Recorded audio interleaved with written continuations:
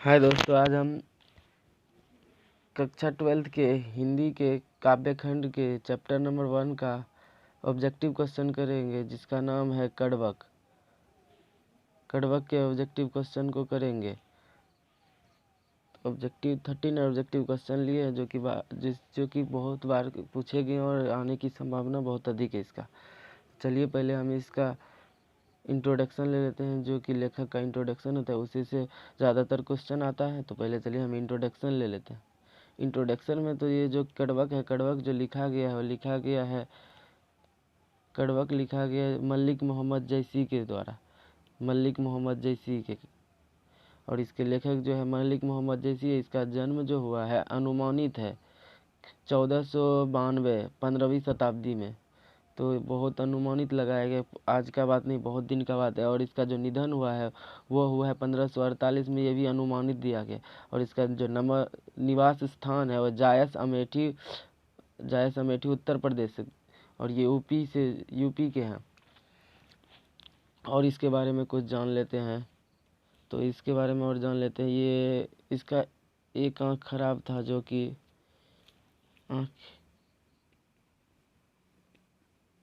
एक ही आँख इसका ठीक था, और इसको चेचक का बीमारी था।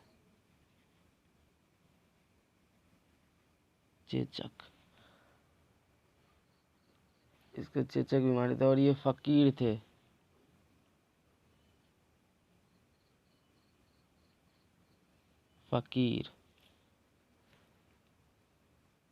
चेचक की बीमारी था, फकीर थे।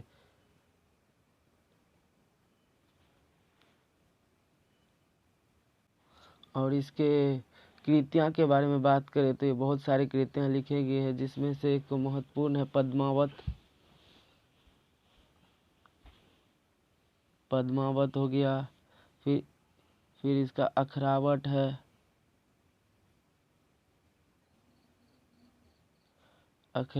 है, चित्ररेखा है। ऐसे बहुत सारे हैं, आप किताब से पढ़ लीजिएगा। हम चलिए ऑब्जेक्टिव की ओर चलते हैं। नहीं तो हम एक ट्रिक वाले वीडियो लेके आएंगे, जिसमें आपको एकदम अच्छे से समझाएंगे कि कितने कितने लिखे हैं कृतियाँ, उसको हम ट्रिक से जानेंगे। चलिए पहले हम ऑब्जेक्टिव क्वेश्चन कर लेते हैं, फिर किसी दिन करेंगे इसका कितने के लेखक है।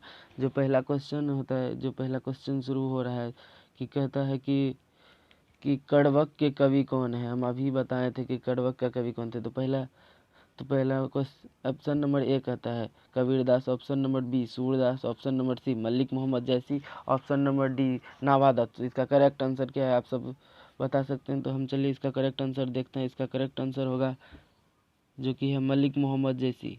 मलिक मोहम्मद जैसे ही कड़वक के कवि हैं, और यह प्रेम के पीर के कवि हैं। प्रेम के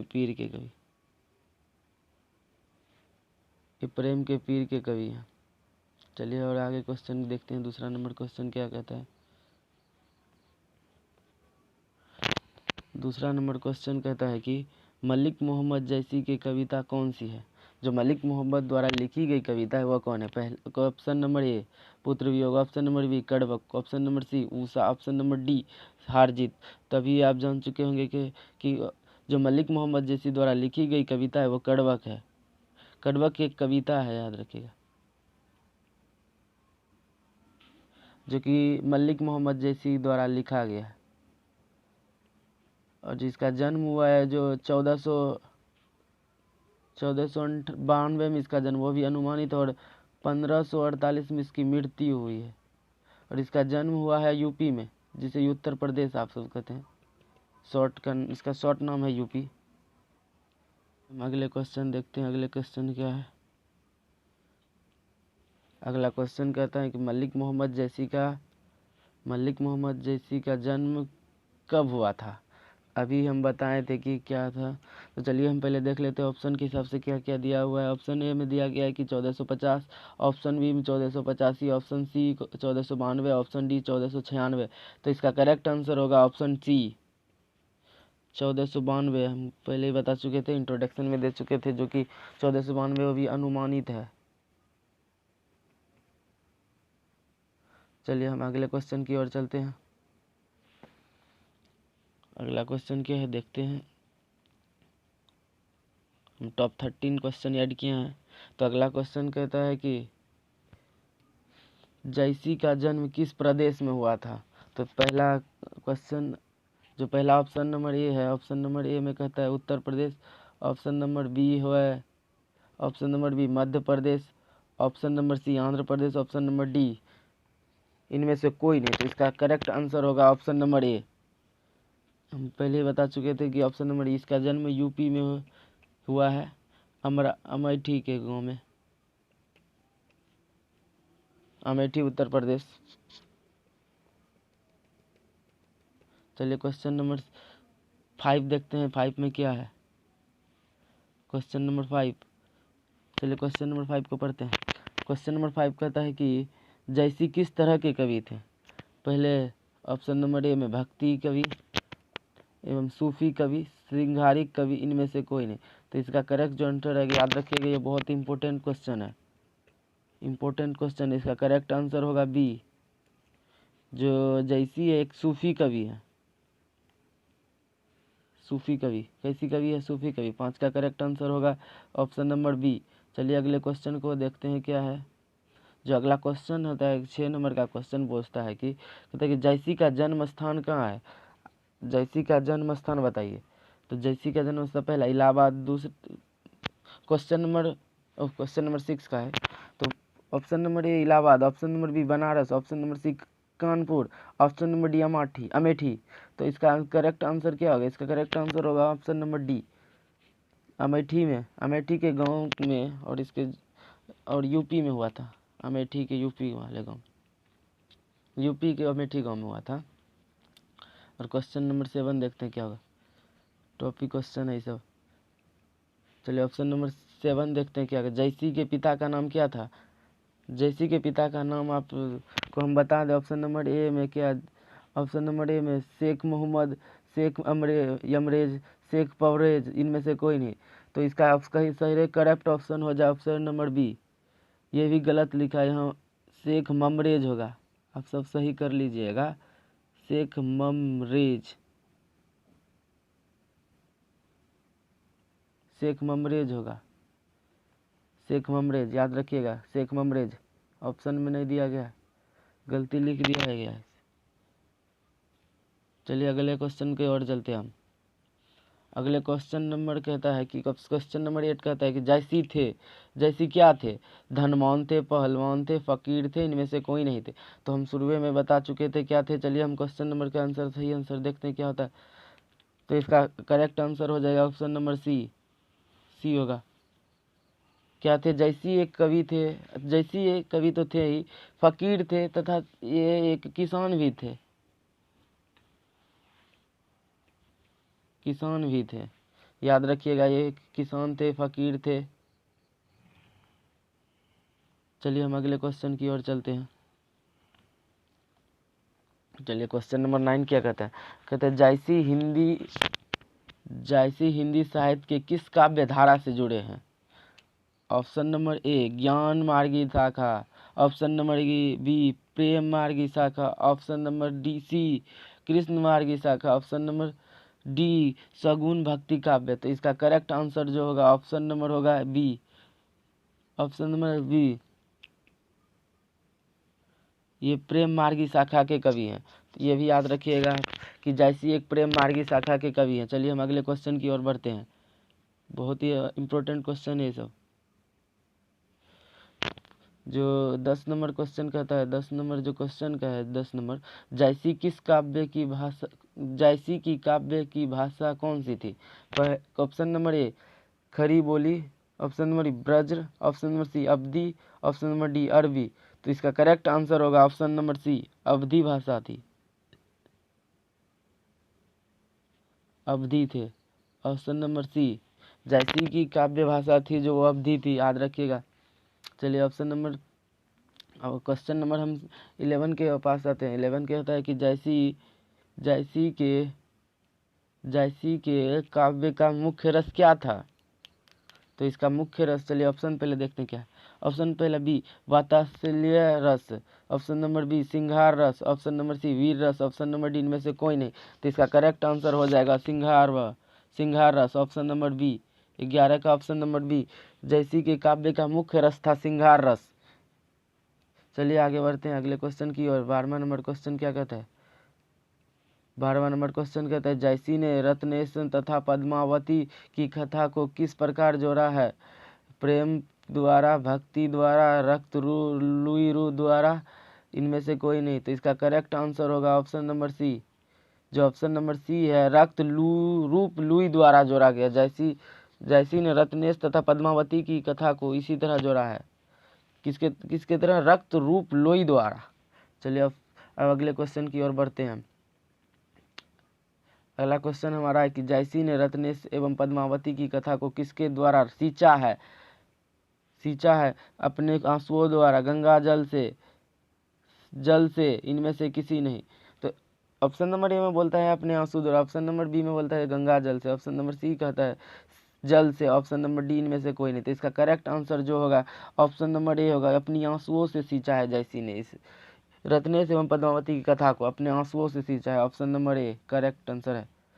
चलिए अगले क्वेश्चन की ओर बढ़ते हैं हम। अगला क्वेश्चन कहता है कि 14 नंबर जो क्वेश्चन है, जायसी ने किस दोष युक्त होते भी गुणवान है? जायसी में जो एक दोष है तब पर भी वह गुणवान है। चलिए देखते हैं पहला ऑप्शन नंबर ए चिंगा दोष, ऑप्शन नंबर बी नेत्र दोष, ऑप्शन नंबर सी अंग दोष, ऑप्शन नंबर डी श्रेण्य दोष, सेव्य दोष। तो इसका करेक्ट आंसर होगा, हम पहले ही बताते हैं, नेत्र दोष था। इसका एक नेत्र खराब था, इसी दोष के हानि कि एक नयन मलिक भेल गुणवान, यही इसका करेक्ट आंसर है।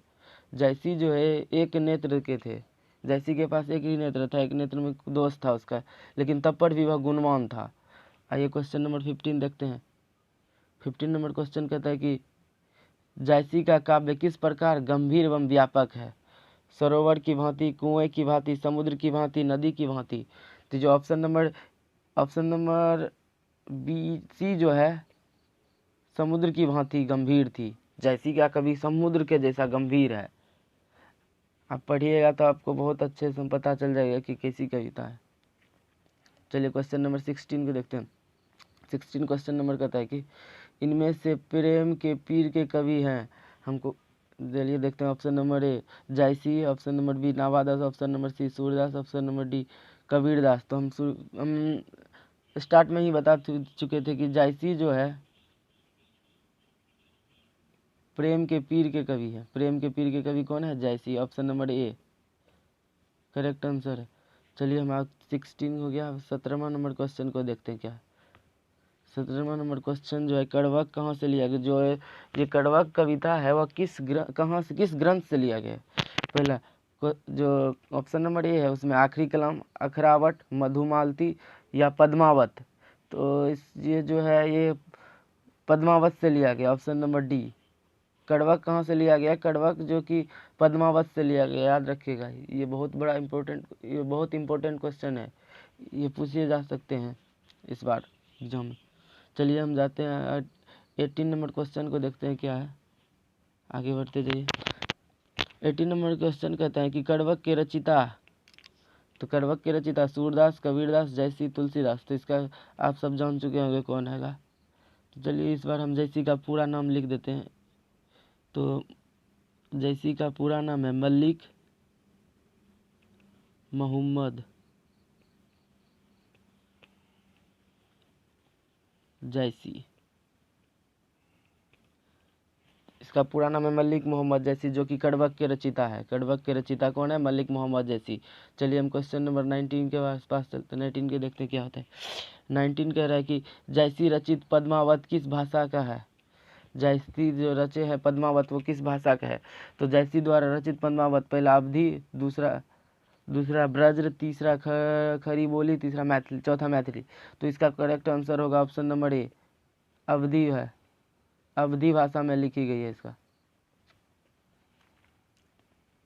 अवधी। चलिए क्वेश्चन नंबर 20 की ओर देखते हैं क्या कहते हैं। जो क्वेश्चन नंबर 20 है, मलिक मोहम्मद जैसी किस परंपरा के कवि हैं? जो परंपरा है, इसकी क्या परंपरा है, चलिए देखते हैं। सगुन कृष्ण भक्ति परंपरा, सगुन राम भक्ति परंपरा, प्रेमाख्यानक काव्य परंपरा, संस्कृत काव्य परंपरा। जिसका करेक्ट आंसर हो जाएगा ऑप्शन नंबर सी हो जाएगा। ऑप्शन नंबर सी जो है कि प्रेमाख्यानक काव्य की परंपरा है। इसका मलिक मोहम्मद जैसी का परंपरा है प्रेमाख्यानक परंपरा। चलिए आगे बढ़ते हैं, अगला क्वेश्चन नंबर देखते हैं क्या है। क्वेश्चन नंबर जो कि 21 है, जैसी ने अपनी आँख को किसकी उपमा दी है? जो उसका एक आँख था, उस आँख को किसकी उपमा दी है? कमल की, कुमुद की, सरोवर की, दर्पण की। जो कवि थे वो अपनी आँख की उपमा देती है और दर्पण की तरह अपने आँख को उपमा देती है। इसका correct answer option number D हो जाएगा। अपनी आँख को दर्पण की उपमा देती है। जो कवि जैसी थे हमारे मलिक मोहम्मद जैसी, वो अपने आँख को दर्पण की जैसे समझते थे। और क्यों समझते हैं तो वो सब्जेक्टिव में देखेंगे क्या होता है। चलिए देखते हैं क्वेश्चन नंबर 23 को। कौन सी कृति जैसी की नहीं है? तो जैसी का कृति इसमें देख लीजिए, पद्मावत है, ये तो है, अखरावट भी है, आखिरी भी है, आखिरी कलाम भी है, लेकिन मृगावती नहीं है। तो इसका करेक्ट आंसर हो जाएगा ऑप्शन नंबर डी, मृगावती नहीं है। चलिए ऑप्शन नंबर हो गया, इसका करेक्ट आंसर था ऑप्शन नंबर डी, मृगावत नहीं थे। क्वेश्चन नंबर 24 को चलिए देखते हैं क्या कहते हैं। पद्मावत किसकी रचना है? चलिए देखते हैं पद्मावत किसने रचा है। मुल्ला दाऊद की, कुतुबन की, जैसी की, मंडन की। तो इसका करेक्ट आंसर आप सब जान चुके होंगे, ऑप्शन नंबर डी होगा, जैसी ही इसको लिखा है और इसी से हमारा करवक लिया गया है, इसी ग्रंथ से हमारा करवक लिया गया है। चलिए क्वेश्चन नंबर 25 को देखते हैं क्या कहते हैं। जैसी ने अपनी आँख की उपमा किसको दी है? ये तो हम पढ़ चुके हैं। चलिए अगले क्वेश्चन की ओर बढ़ते हैं। दर्पण की उपमा दी थी।